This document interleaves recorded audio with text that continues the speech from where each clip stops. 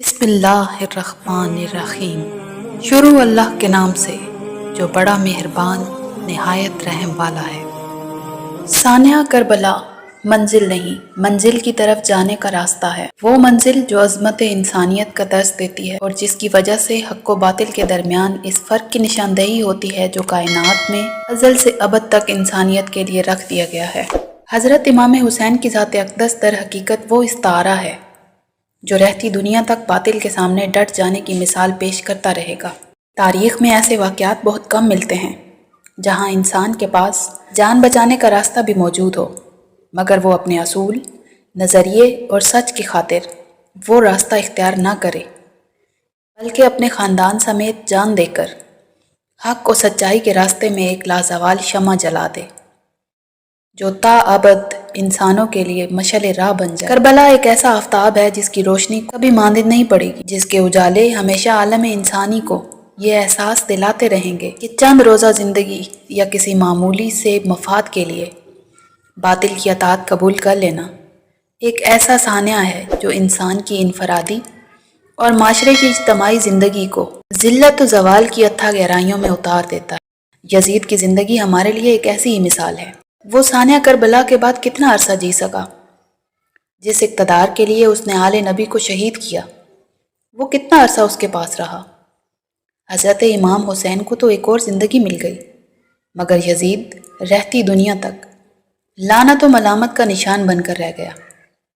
ये वो लकीर है जो अब कभी मिट नहीं सकती, ये हमेशा मौजूद रहेगी और इंसानियत को ये एहसास दिलाती रहेगी कि वक्ती फ़ायदे के लिए असूलों पर समझौता न करने वाले अमर हो जाते हैं और उन्हें जिस्मानी तौर पर ख़त्म करने वालों के मुक़द्दर में हमेशा की ज़िल्लत और रुसवाई लिख दी जाती है। हज़रत इमाम हुसैन के पास अपनी और अपने ख़ानदान की जान बचाने के रास्ते मौजूद थे। वो यजीद की अताअत कर लेते तो सब कुछ मुमकिन था, मगर वो इमाम थे, नबी के नवासे थे।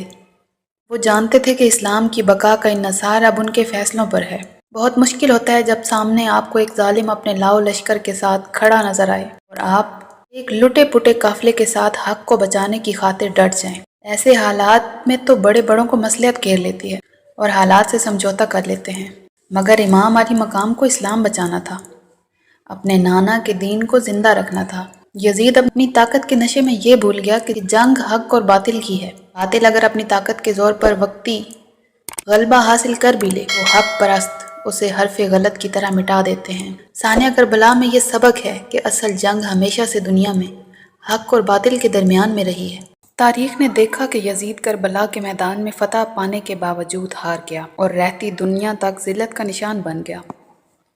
उसकी शिकस्त इसलिए भी बड़ी है कि उसने काफिला हुसैन पर जुल्म के पहाड़ तोड़े, पानी बंद किया, भूखा प्यासा रखा, उनका हौसला तोड़ने का हर हरबा आजमाया। मगर सलाम है इमाम हुसैन और उनके जानिसारों को कि उन्होंने इस्लाम और हक़ व सदाकत को बचाने के लिए अपने पैरों में लग़ज़िश नहीं आने दी। यजीद उनके हौसले पस्त करना चाहता था, मगर वो बदबख्त ये भूल गया कि सामने नवासा रसूल हैं जिनके कंधों पर नाना के दीन को बचाने की जिम्मेदारी है।